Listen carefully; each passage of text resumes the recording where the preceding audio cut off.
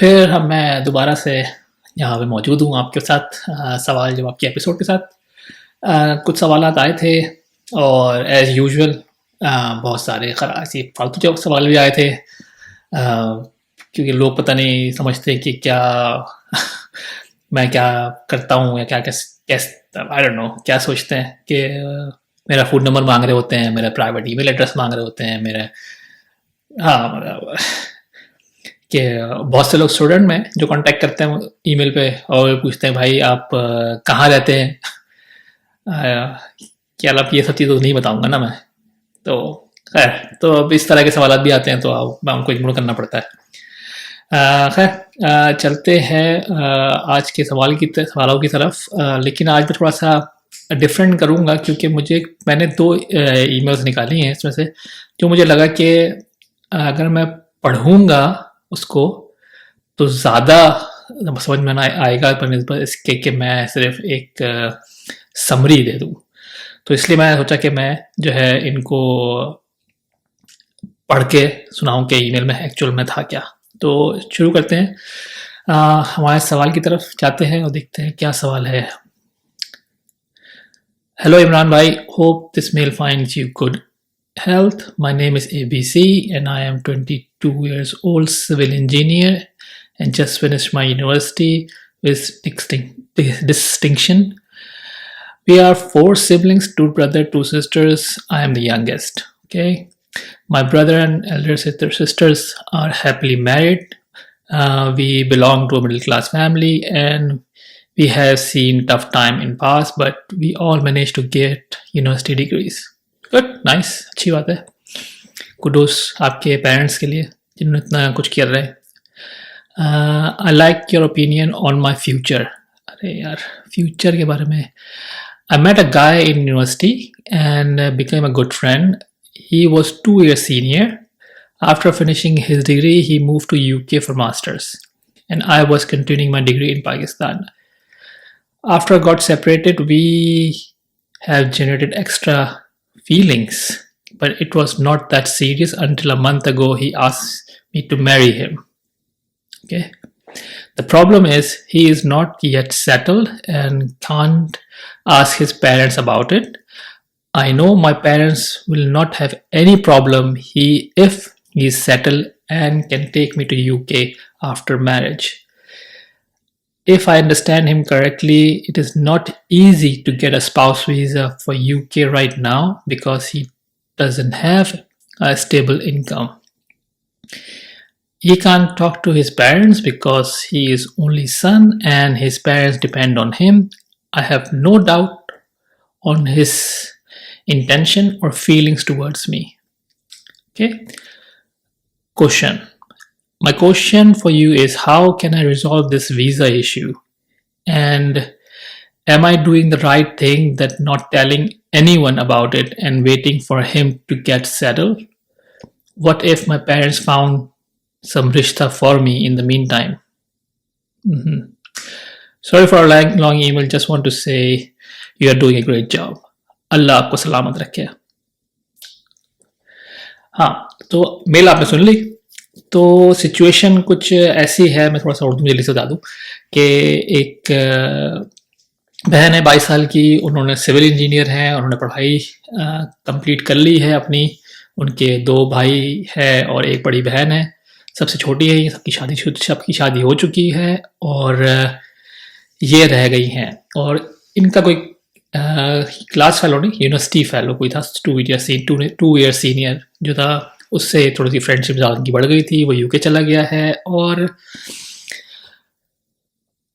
वो अब चाहता है कि शादी करना, लेकिन वो अपने पेरेंट्स को नहीं बता सकता अभी, क्योंकि पेरेंट्स शायद अप्रूव नहीं करेंगे अभी, क्योंकि वो सेटल्ड नहीं है।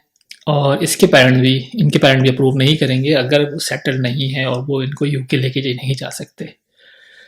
वो कहते हैं, लड़का कह रहा है कि भाई इस वक्त स्पाउस वीज़ा मिलना बहुत मुश्किल है यूके का, क्योंकि मैं जो है सेटल्ड नहीं हूँ। तो हाँ, ये प्रॉब्लम है। और उसके लड़का अकेला है, कोई भाई बहन नहीं है, उसके पेरेंट्स पे डिपेंडेंट है, तो इसलिए वो थोड़ा सा और भी केयरफुल है। इनको लगता है कि ये जो है उसकी इंटेंशन बहुत अच्छी है और वो सीरियस है इस पूरे सिचुएशन में। इनका सवाल ये है कि ये वीज़ा की जो कहानी है, ये इससे क्या कर सकते हैं, और क्या वो सही कर रही हैं कि किसी को नहीं बता रही अपने घर में, और अगर उनके इन द मीन टाइम कोई रिश्ता-विश्ता आ जाए तो फिर क्या होगा? फिर तो प्रॉब्लम हो जाएगी। तो ये है टोटल ईमेल, एक समरी। तो पहले सवाल को लेके चलते हैं। पहला सवाल जो था इनका ये था कि वीज़े का जो था, कि वीज़े का क्या मसला है ना? और मेरी जो जहाँ तक इन्फॉर्मेशन है, मेरी जहाँ तक नॉलेज है, वो यही है कि स्पाउस वीज़ा जो है इस वक्त हर जगह मुश्किल हुआ है, और वो सख्ती कर रहे हैं पूरे यूरोप में। रीज़न मतलब सख्ती इन अ सेंस तक कर रहे हैं कि मतलब आप सपोर्ट कर सके अपने स्पाउस को अगर लेके आ रहे हैं तो।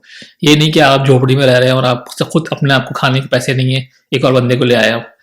तो इस सेंस में जो है वो लोग काफ़ी स्ट्रिक्ट हो गए, स्पेशली ये जो कंट्रीज हैं जो वेलफेयर स्टेट्स हैं, तो इन्होंने काफ़ी स्ट्रिक्टनेस शुरू कर दी है कि नहीं, आप अपनी सैलरी आपकी हो, आप सेटल्ड हो, आप ये हो, मतलब जॉब, परमानेंट जॉब हो, ऐसी कहानियाँ सारी शुरू कर दी इन्होंने।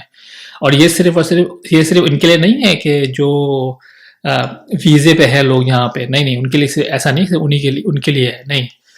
ओवरऑल अगर आप सिटीजन है यहाँ पे और किसी से शादी कर रहे हैं बाहर, जब भी यही रूल्स लागू होते हैं आपके ऊपर कि आपको बुलाना है किसी को, तो आपको सेटल्ड हो, आपके पास इनकम हो, फिर आप बुला सकते हैं। घर हो आपके पास, अब तो घर भी चेक कर रहे हैं, घर है आपके पास कि कितना बड़ा घर है जहाँ पे आप रखोगे उसको ना, जो कि बहुत अच्छी बात है, क्योंकि इससे आपका सिक्योरिटी बढ़ती है आपकी ना, जो आने वाले हैं उसकी आए और ये 9 की गाड़ी में सो रहे हैं, तो ये बहुत अच्छी बात है। मतलब मुझे ऐसे कोई खिलाफ नहीं है इसके। तो मैं यही कहना चाहूँगा इस बारे में कि बिल्कुल ये सही बात है, इसमें ऐसा कोई वो नहीं है। अब आप अगर आपको जाना ही है, मतलब अगर आपने सोचा कि जाना है, तो आप स्टूडेंट वीज़ा पे जा सकती हैं, लेकिन वही बात है कि स्टूडेंट वीज़ा पे फीस वगैरह पे करना होगा, वो सारा स्पॉन्सर करना बहुत मुश्किल चीज़ है वो भी। अब पता नहीं वो लड़का अगर इतना सेटल्ड नहीं है तो कैसे अफोर्ड करेगा। अब मुझे नहीं पता कि उसने वहाँ जाके मास्टर्स किया है कि नहीं किया, आपने लिखा भी नहीं है ऐसा कुछ, तो उसकी सिचुएशन क्या है, क्योंकि अगर उसने मास्टर्स कर लिया है तो उसको वहाँ पे एक वीज़ा मिल जाता है, वर्क वीज़ा, 1 साल का जो job search visa kind of होता है वो। तो अगर उस पर है तो वो जॉब सर्च कर सकता है। मैं रिकमेंड तो खैर नहीं करूँगा स्टूडेंट वीज़ा पे जाने की, लेकिन अनटिल अनलेस कि आपको बहुत ही ज़रूरी है जाना ना, कि मतलब और कोई ऑप्शन ही नहीं है आपके पास, तो फिर तो मैं समझ में आता है बात कि आप ये कर सकते हैं। लेकिन अभी आपके लगता है मुझे आपके पास बहुत ऑप्शन हैं अभी, और तो इसलिए अभी आप वेट कर सकती हैं। आप 22 साल की हैं, आई डोंट थिंक इट्स कोई बड़ी चीज़ है, कोई बड़ी बात है, कोई ऐसी खास इतने। पाकिस्तान में तो हाँ खैर 22 साल में शादी करना शुरू कर देते हैं लोगों की, लेकिन ये एक लड़कियों की, लेकिन फिर भी मेरी नज़र में ऐसा कोई इशू नहीं है यहाँ पे। आप 1 डेढ़ साल और वेट कर सकती हैं कि क्या हो रहा है क्या नहीं हो रहा, सिचुएशन को असेस करने के लिए।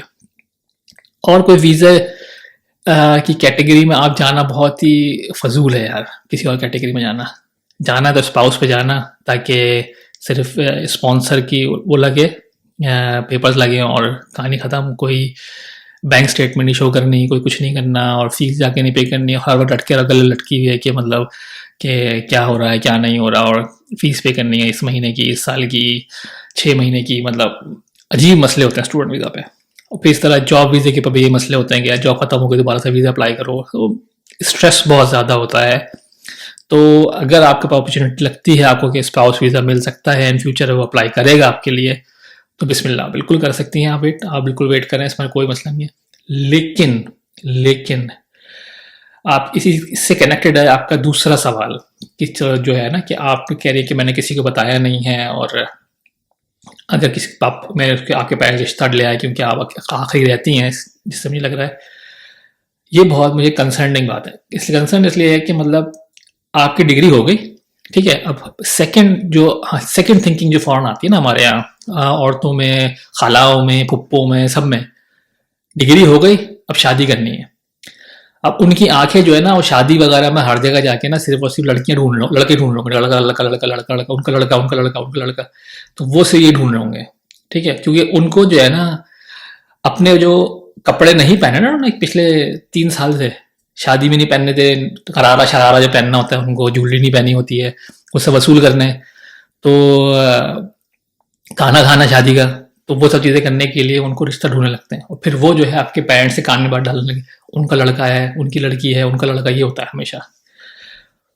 तो आपकी बात बिल्कुल सही है कि अगर आपके पेरेंट्स से रिश्ता ढूंढ लिया आपके लिए, फिर क्या होगा, ठीक है। और फिर उस वक्त मना करना, उस वक्त सिचुएशन जो होती है बिल्कुल डिफरेंट हो जाती है।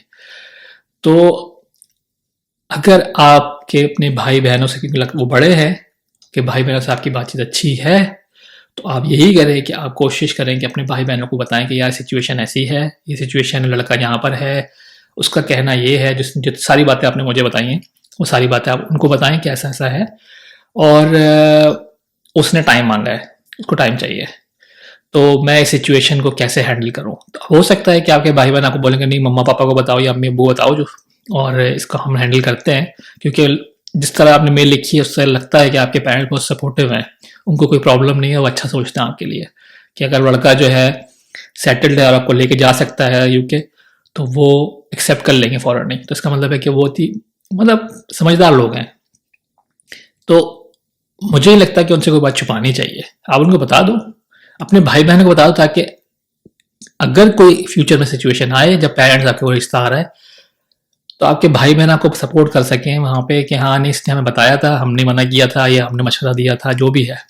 क्योंकि आप है छोटी, तो एक प्रेशर तो आता ही है छोटे के ऊपर ना, कि तो भाई, बड़े भाई बोले भाई क्यों मना कर रहे हो, क्यों मना कर रहे हो, क्यों मना कर रहे हो, हमारी भी शादी हो गई थी इस एज में, हम भी, तो एक प्रेशर आ जाता है उससे। उस सिचुएशन से पहुंचने से पहले पहले आप जो है ये काम कर लो कि सबको बता दो, स्पेशली भाई बहन को तो बता ही दो, बहन को बता दो, चलो यार कहीं ना कहीं से स्टार्ट करो, और फिर वहां से देखो क्या आगे सिनारियो बनता है। उसको तो पेरेंट्स को बताना पड़े, पेरेंट्स को बता दो कि हाँ ये सिचुएशन है भाई, लड़का बहुत दूर है, ऐसा भी नहीं कि मैं उसके घूमने फिरने जा रही हूँ लड़का वहां बैठा हुआ है, तो ऐसा भी नहीं है, अब डरने की बात नहीं कि मैं कुछ घूम रही हूँ या कुछ कर रही हूँ उसके साथ। बस ये कि उसने टाइम मांगा है और एजुकेटेड तो है, और वहां पढ़ रहा था, मास्टर्स करने गया था, तो सारी क्वालिटीज तो है लड़के में भाई, तो मना तो करना नहीं चाहिए।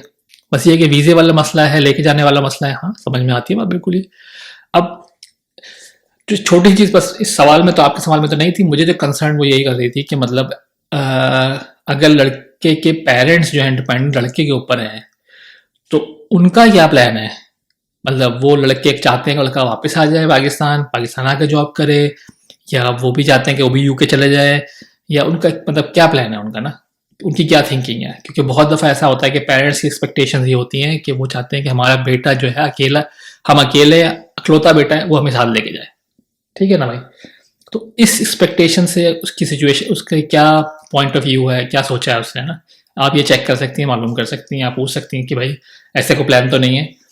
क्योंकि जितने ज़्यादा डिपेंडेंट होते हैं, ये मुझे पता है, तो नॉलेज मेरी है कि जितना डिपेंडेंट होते हैं उतना ज़्यादा आपको शो करना पड़ता है जॉब के ऊपर ना, क्या जब वीज़ा अप्लाई करते वक्त, कि भाई ये डिपेंडेंट है मेरे ऊपर और उनका ये वीज़ा अप्लाई करना है, तो इतनी मेरी इनकम है, मैं ख्याल रख सकता हूँ। क्योंकि हर कोई, हर कंट्री यही चाहता है कि आप जो है उनके वेलफेयर सिस्टम पर डिपेंडेंट ना हो, तो इसलिए वो सब चीज़ चेक करते हैं।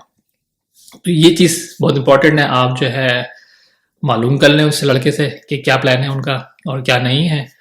बाकी मेरा मशवरा आपको यही होगा कि आप वेट कर सकती हैं वीज़े का, अगर लड़का बहुत सीरियस है, आपको लगता है सीरियस है, और इसमें कोई कोई प्रॉब्लम नहीं है।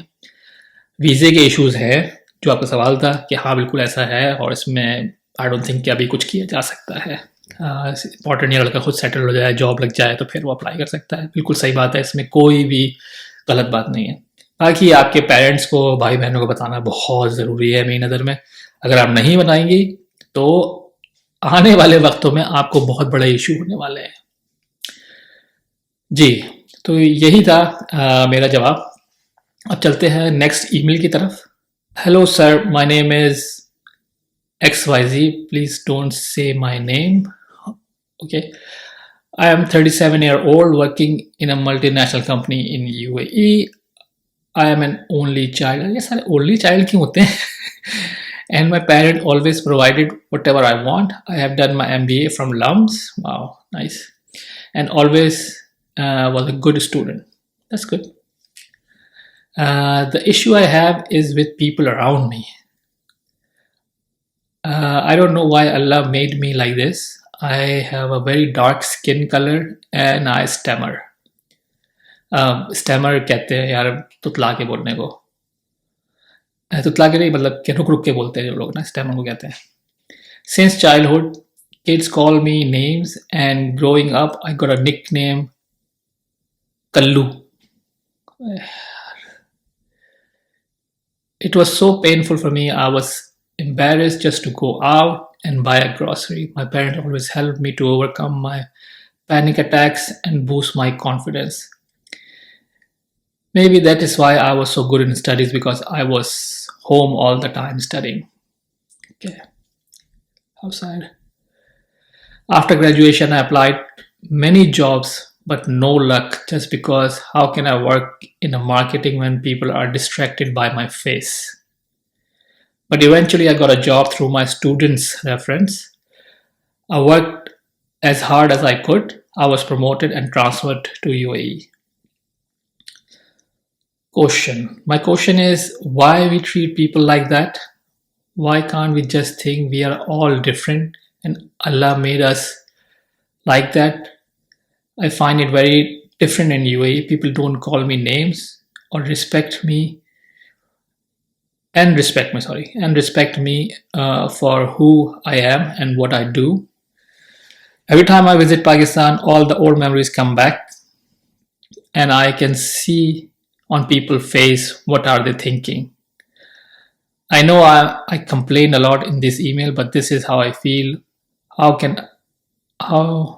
you can read this and tell people how hurtful this is. Your well-wisher.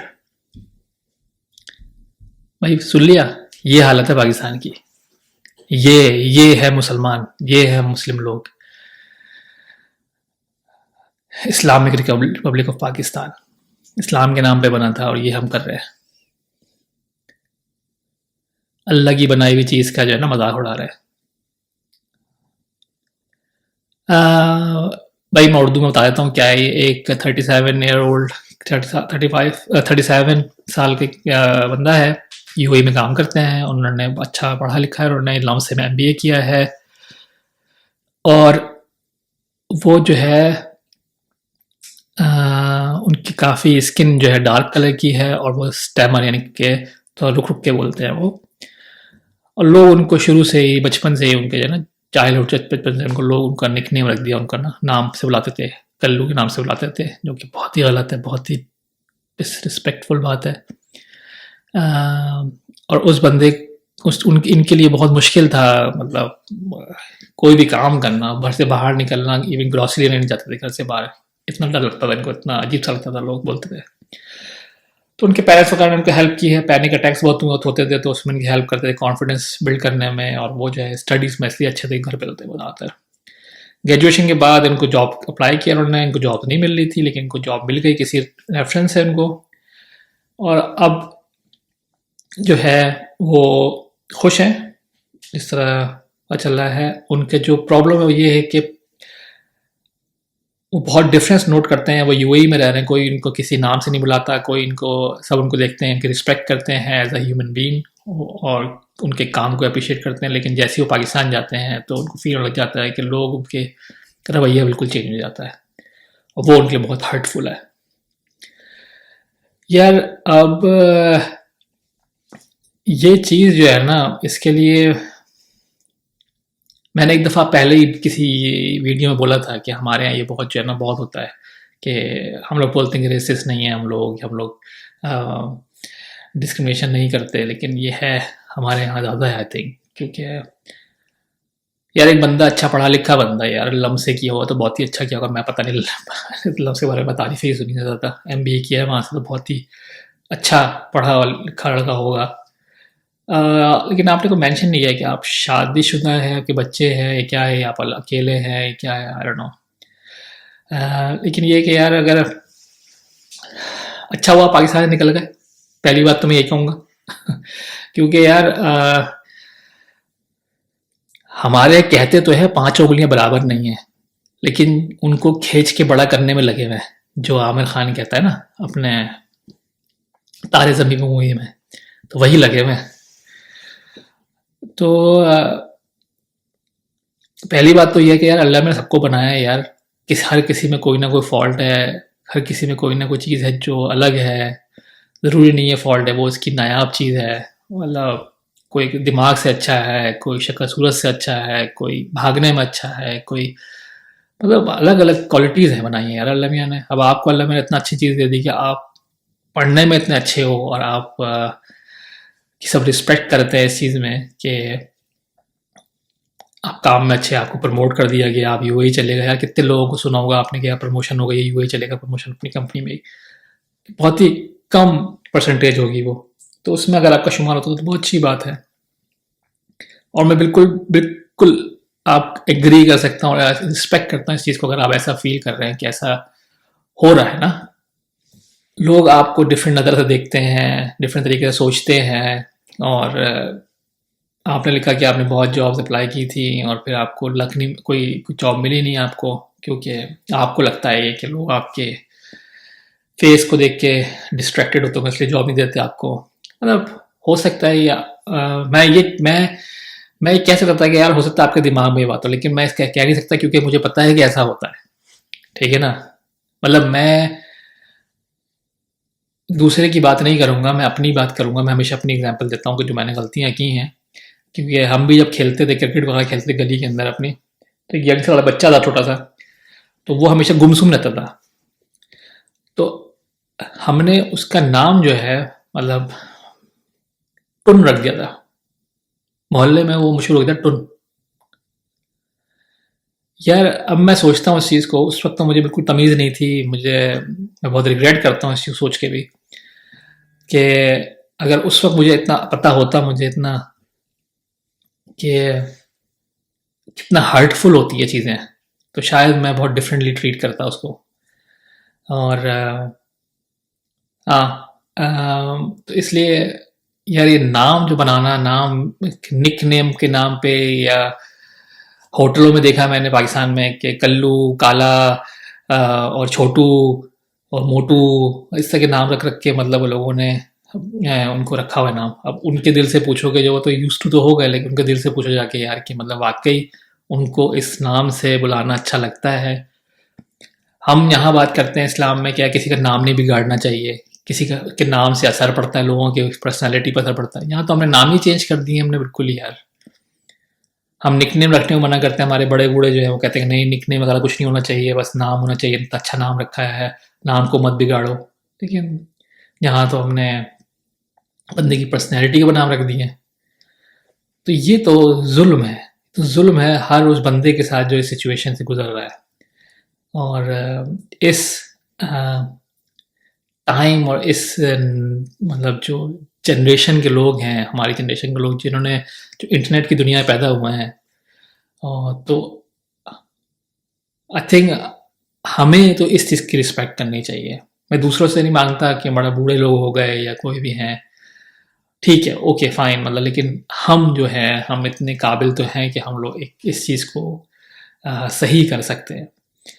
अब जैसे एक अभी मतलब ये मैं बात आ रहा हूँ कि सिर्फ आपकी कि पाकिस्तान की नहीं, दुनिया भर में जो बूढ़े लोग स्पेशली जो है उनको समझ नहीं आती बात। ये बहुत एक नई है चीज़ है कि आप किसी को इस तरह के नाम से नहीं बुला सकते, रेसिज्म या ऐसी कुछ चीज़ नहीं। जो उसकी प्रिंस विलियम की फुप्पी जो हैं, हाँ फुप्पी कहेंगे ना, हाँ बूढ़ी सी हैं, वो ओल्ड सी हैं, तो उन्होंने एक एक्ट्रेस से पूछा था, एक्ट्रेस से कि मतलब तुम कहाँ से हो? उसने कहा मैं तो यहाँ से, क्या कहते हैं, इंग्लैंड में से हूँ। मुझे सही एग्जैक्टली याद नहीं है क्या कौन सी जगह थी, लेकिन ये था कि उसने कहा कि मैं इंग्लैंड में से हूँ। नहीं कहाँ से, अच्छा कहाँ से हो? उसने कहा हाँ मैं लंदन से हूँ, मैं इंग्लैंड में लंदन। नहीं नहीं, एक्चुअली में तुम कहाँ से हो? उसने सोचा कि यार शायद नहीं मेरे इलाके की बात कर रही है, पता नहीं। तो उसने कहा कि हाँ मैं इस इलाके की हूँ। उसने कहा अरे नहीं तुम, ये तो तुम्हारे पेरेंट्स कहाँ के हैं? तो फिर उसको समझ में आया उसको कि मतलब ओह अच्छा, तो ये पूछने जा रही है कि मेरा कलर काला है तो मेरे पेरेंट्स कहाँ से आए थे। मतलब ये एक चीज़ है और ये इतना गलत है चीज़, इस चीज़ को उनको समझ में नहीं आया। तो मैं इस चीज़ को जस्टिफाई नहीं कर रहा इस चीज़ को, लेकिन मैं कह रहा हूँ कि ये हर जगह होता है। लेकिन ये है कि हमें इस चीज़ की तमीज़ करनी चाहिए। अब हम जो है एक उस जनरेशन के लोग हैं जिनको पता है कि एक गूगल सर्च करके हम चीज़ें निकाल लेते हैं। हाँ, यूट्यूब, टिकटॉक, हर चीज़ ही मौजूद है हमारे पास। तो इतनी सारी नॉलेज हमारे पास है, तो हम इस टाइम में भी क्यों इस तरह की हरकतें कर रहे हैं। तो मेरी रिक्वेस्ट सबसे यही होगी, जो लोग वीडियो देख रहे हैं, जो लोग इसको शेयर कर रहे हैं, या जो भी है, अगर आप लोग डिस्कस करते हैं अपने आसपास के लोगों में, या फिर आप लोग कहीं उठते बैठते हैं, तो कोशिश ये करें कि इस अगर कोई ये वर्ड यूज़ करे या कोई इस तरह की हरकत करे या कोई निक नेम ऐसे फालतू के बनाया जाए, तो आप जो है उसको मना करें, स्टॉप करें। और उसको फॉर एग्जाम्पल, यार अगर आप बहुत आगे, अब यार जो छोटा है, चाय की दुकान पे, होटल पे, ढाबे बैठा, ढाबे पे, तो क्या छोटा, छोटू नहीं बुलाऊं, क्या बुलाऊं उसको मैं? छोटू तो है, तो छोटू ही बोलूंगा ना भाई। नहीं, नहीं बोलेंगे आप छोटू, गलत है ये चीज। अगर बुलाना है तो भाई कह के बुला लो, सर कह के बुला लो, रिस्पेक्ट से बुला लो भाई, वो भी जब भी सुन लेगा। तो ये चीज़ हमें जो है अपने अंदर लेके आनी पड़ेगी, और अपने आप को चेंज करना पड़ेगा इस चीज़ से, कि मतलब कि हम सुपीरियर हैं किसी तरीके से ना। क्योंकि जब आप एक दूसरे बंदे को एक नेगेटिव नाम से बुलाते हैं ना, तो आप अपने आप को बताते हैं कि मैं सुपीरियर, तुम छोटे हो, जो कि बहुत गलत है। तो हमें इस चीज़ को जो है ना बहुत ज़्यादा अवॉइड करना चाहिए, और बहुत ज़्यादा तालीम देनी चाहिए अपने आने वाली जनरेशन को, अपने बच्चों को, आसपास के लोगों को। कोशिश करें पेरेंट्स को कि ये चीज़ बस समझाएं कि ऐसा नहीं करें, क्योंकि जैसे ये भाई साहब हैं, इनके क्या गुजरती होगी इनके ऊपर एवरी डे, कि मतलब उनको ये फील होता होगा कि उनकी एग्जिस्टेंस जो है वो यहाँ पे मौजूद, मतलब वही गलत है, उनको ऐसा फील होता होगा। मेरा भाई, आपके लिए मेरा मशवरा यही है कि यार, आप बहुत अच्छी बात है अभी यूएई में रह रहे हैं, आपने वहाँ पे डिफरेंट दुनिया देख ली है कि दुनिया में लोग और भी होते हैं, अच्छे बुरे लोग हर जगह हैं। और तालीम कितनी ज़रूरी है। हमारे मुल्क में तालीम की कमी की वजह से चीज़ें होती हैं, तो तालीम कितनी ज़रूरी है। और आपके पेरेंट्स ने जो काम किया है ना, मैं उनको सैल्यूट करता हूँ कि उन्होंने जिस तरीके से आपको हेल्प की, जिस तरीके से आपको उन्होंने कॉन्फिडेंस दिया और सब कुछ करके आपको इस पोजीशन तक लेके आए, तो बहुत अच्छी बात है, बहुत बड़ी बात है। और आप कोशिश करें कि आप जो है, ठीक है, मैं मेरे कहने से तो इतना फ़र्क नहीं पड़ेगा, लेकिन ये कि आपके दिमाग में जो चीज़ें हैं वो निकालने की कोशिश करें। और हो सकता है कि आप किसी को देखें पाकिस्तान में, तो हो सकता है आपके अंदर एक इमेज है पाकिस्तान का, कि मतलब लोग ऐसे सोच रहे होंगे, उनके फेस पे एक्सप्रेशन है, सोचें, हो सकता है ऐसा ना हो। मतलब मतलब मैं बोलता, चलो 99% उनके दिमाग में वही बात होगी, लेकिन आप अपने दिमाग में वो नेगेटिविटी ना लेके आए। क्योंकि अगर आप अपने दिमाग में नेगेटिव लेके आएंगे तो आपके नुकसानदेह है। क्योंकि उनके देखने से, उनके एग्जिस्टेंस से आपको अपना नुकसान नहीं करना चाहिए। तो आप कोशिश करें कि पॉजिटिव रहें, और कोशिश करें कि उनको जो है ये सोचेंगे, ओके, सोच रहा होगा भाई मेरे से मिलते जुलते कोई बंदा उनका दोस्त यार जानने वाला होगा, या हो सकता है कि वो कुछ चीज़ याद आ गई, या हो सकता है कि मैं उनको पसंद आ रहा हूँ, शादी करना चाहते हैं मुझसे, आई डोंट नो, मुझे नहीं पता। तो आप इस तरह सोच सकते हैं, कोई भी पॉजिटिव चीज़ सोच के आप इसको आगे लेके जा सकते हैं, और इससे आपको अफेक्ट नहीं होगा। आप कोशिश करें कि आप अपने ऊपर किस तरीके से जुल्म ना करें। क्योंकि अगर आप सोचेंगे कि पाकिस्तान में ऐसे लोग करते हैं, हरकतें होती हैं, मैं मान सकता हूँ यार होती हैं, मतलब मैंने बताया एग्जाम्पल आपको, लेकिन ये कि उसको हैंडल करने के लिए हम किस तरह हैंडल कर सकते हैं, वो यही सोच सकते हैं कि पॉजिटिव पॉजिटिव सोचे, और सोचें कि भाई सामने वाला बंदा जो है ना, वो मेरी तारीफ करने आना चाह रहा था, तारीफ नहीं कर सका, इसलिए मुझे देखा था घूर के। लड़कियों को तो घूर के देखते ही है ना हम लोग, बस खत्म हुई बात, वही सोचो। तो इसलिए इतना,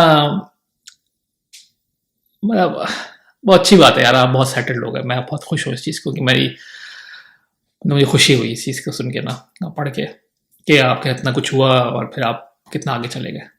खैर, बस यार यही ईमेल्स थी जो मैंने सोचा था कि मैं आज के एपिसोड में ऐड करूँगा। और थोड़ा सा मैंने सोचा था कि थोड़ा चेंज करूँ, थोड़ा सा डिटेल में भी आंसर करूँ लोगों को, डिटेल में, और ईमेल्स को पढ़ के सुनाऊँ, ताकि थोड़ा सा एक अटैचमेंट डिफरेंट हो जाती है लोगों की सुन के ना, क्योंकि मेरे अल्फाज से सुनना और दूसरे के अल्फाज सुनना बहुत ज़मीन आसमान का फ़र्क होता है। तो इसलिए मैंने सोचा था कि लेकिन अब एक्सपेरिमेंट है, ये भी ट्राई करते हैं इस तरीके से, और देखते हैं आने वाले वक्तों में कैसा इसका रिस्पॉन्स रहता है। बस आज के लिए इतना ही, और अपना बहुत ख्याल रखिएगा। सब्सक्राइब करना मत भूलिएगा, और शेयर करिए, और लाइक करिए, कमेंट करिए। कोई सवाल आपके पास है तो आप मुझे ईमेल कर सकते हैं mrsapata@gmail.com पे। तनकीद भी है, जब भी मेल कर सकते हैं, और कोई बात भी है तो आप कमेंट कर सकते हैं। मैं सारे कमेंट पढ़ता हूँ, मैं लिटरली जो डिलीट करता हूँ वही पढ़ता हूँ मैं। तो आप कमेंट भी कर सकते हैं। बस अपना बहुत ख्याल रखिएगा। बाय।